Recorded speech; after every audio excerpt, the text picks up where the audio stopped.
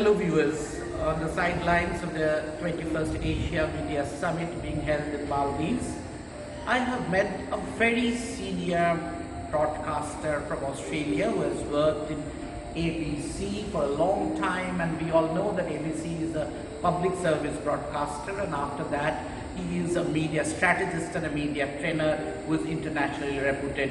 Steve Ahan. Hello Steve, for agreeing to me to talk after the whole day's workshop. We two were there. Steve, public service broadcasting is also very close to my heart, and ABC, the Australian Broadcasting Corporation, is a huge one and a public service broadcaster. Now I have very simple questions. That what about the funding of public service broadcaster in ABC, number one? Number two, the autonomy from the government side or from any other influence, or the functional autonomy that the broadcasters are going to decide or not, and what do you have as the future of public service broadcasting in this changed media landscape, Steve? There's so much there. Let's tackle the first one about how funding is now. So to explain that, I have to go back to the beginnings of public service broadcaster ABC.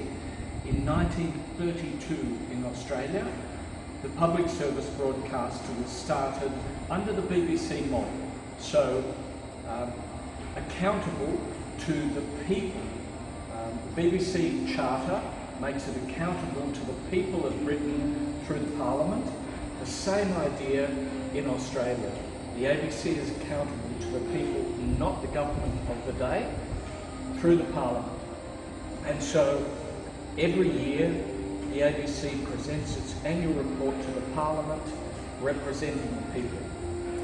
Until about the mid-1970s, the ABC followed the British model of a licence fee. So when the population grew, it got more money. That's a very nice thing, except that in the 70s, our government said, this is a tax, we shouldn't tax people more for media, we need to change it.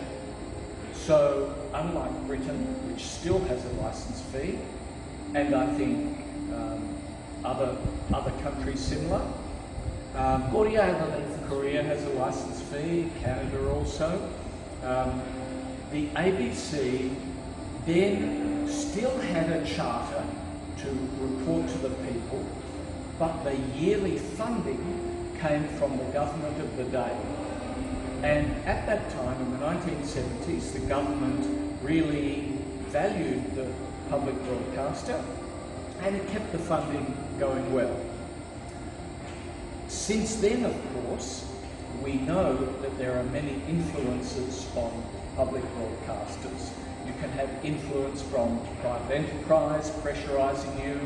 You can have influence from people who don't like what you say, suing you in the courts. And you can have influence from governments who don't like you. Now, and the change of funding, funding going up and coming down. Yes. Well, in Australia, the ABC negotiated a 3-year funding deal, now a 5-year funding deal with the government of the day, so that it prevents the government from suddenly thinking, we don't like what the ABC said, we'll cut their funding next year. But the reality, of course, is that the government still has two elements to pressure the public broadcaster. One is funding cuts, which will come at the end of the agreed time. And the other one is by pressuring them on content, by public statements, or maybe even taking the broadcast, highlighting government policies and influencing people to public service broadcasting. Yes, that's right. Now, I think our ABC in Australia withstands that very well, because whenever a government tries to bash the ABC, or a government tries to cut the ABC budget, then the people say the ABC is ours, not yours, and they rise up and they criticise the government. So I can't say that it's impossible that any government would cut funding. It is And possible. what generally has been the role of opposition in protecting the ABC? Well, it depends on the opposition. So if a left-wing Labor People's government is in, we call them the Labor Party, then generally they're supportive of public media and they generally fund the ABC well. If there's a Conservative government, we call them Liberal government in Australia, then they generally favour private enterprise media, and their view is that public service media should exist. Nobody's questioning should it exist, but they say it should exist within a tight budget. And so generally they try to cut the budget. In the times of possible budget cutting, generally people, including friends of the ABC, ABC alumni, there's a whole lot of groups that support the ABC, they tell those governments, hey, hands off our ABC. And what is your take on professionalism, that the right kind of people at the right kind of places and the policy decisions and improvement and the transformation to stay on in the changed media scenario? Yeah, I was most fortunate to come back to work at the ABC just a few years ago.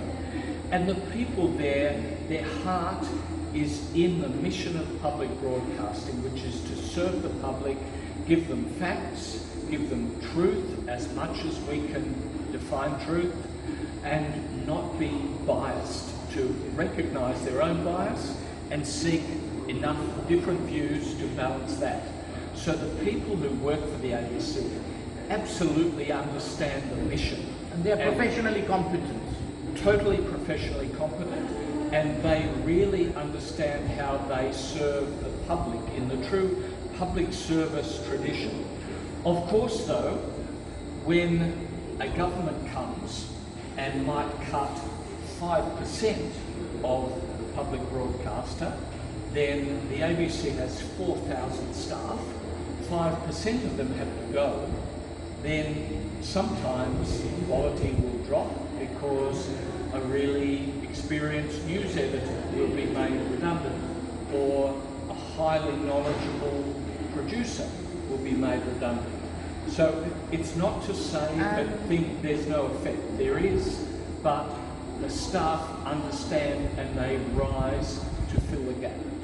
And as far as the influence and the content is concerned, that if the government is paying, then the government wants you to say what government wants you to say. So how do you see this?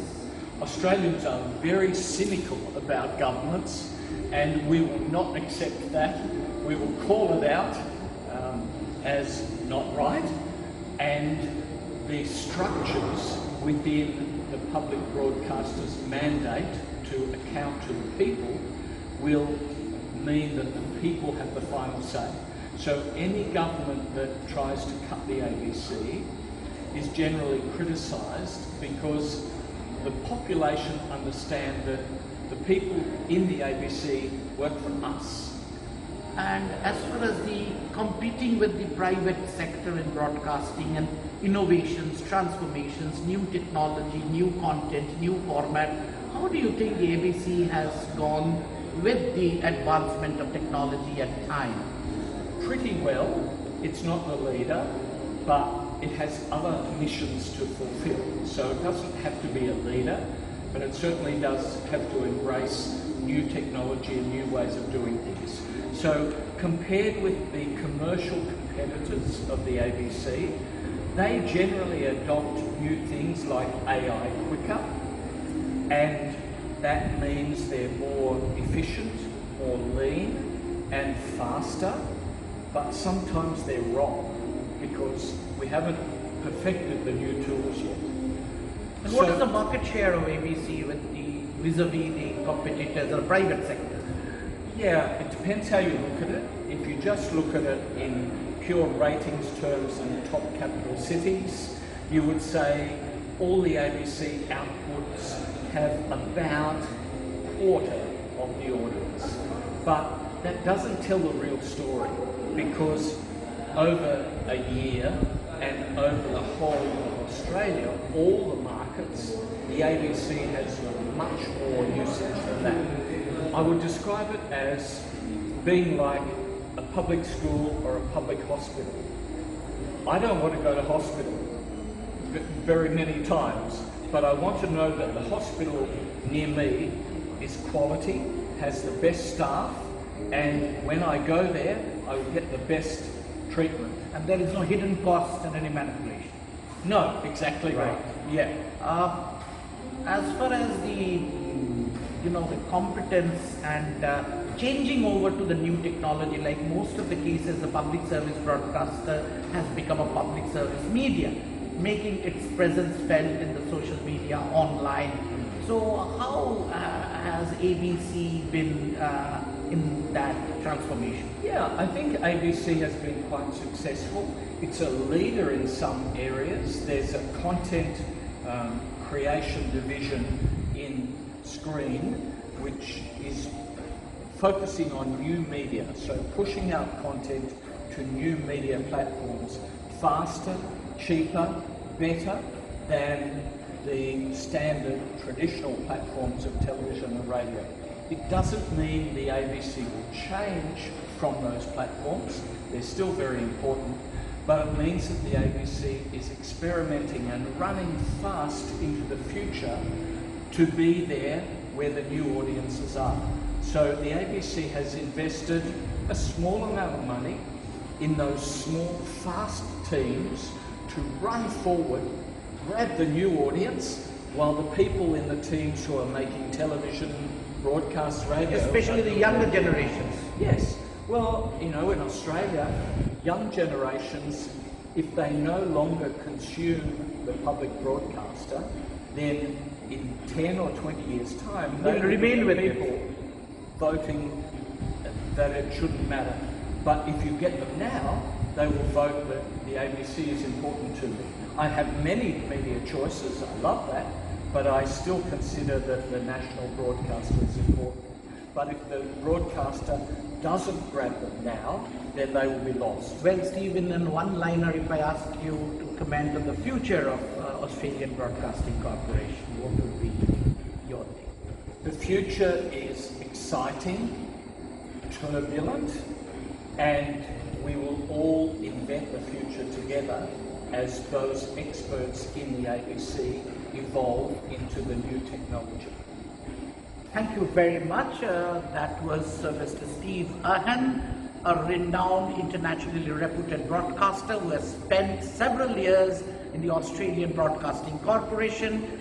Then he came out to be a media strategist and a media trainer all over the world, and again came back to head a station of ABC so that he has the latest information, whom I met on the sidelines of Asia Media Summit, the 21st session being held in Maldives, and both of us have one commonality, not that we have spoken in the same session of the workshop, but we are strong supporters of public service broadcasting, and we are worried about knowing the future.